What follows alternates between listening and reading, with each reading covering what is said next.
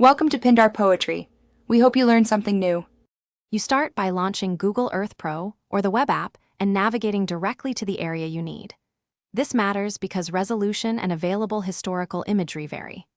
Once done, zoom and tilt to the exact framing and set the imagery date so you capture the clearest pixels.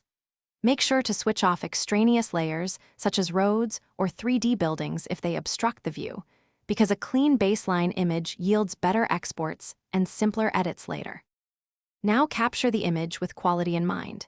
In Pro, choose File, Save Image to access resolution and attribution controls.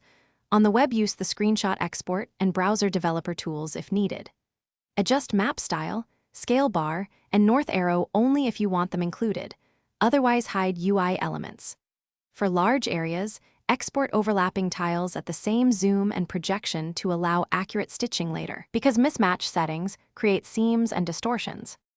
Finish by exporting the highest resolution PNG or TIFF available, and keep an eye on file size. Large images may need compression.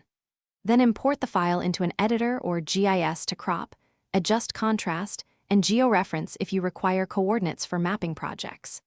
If the result looks blurry or has artifacts, first verify you use the correct imagery date and maximum zoom, then repeat the export with UI elements off. If problems persist, clear.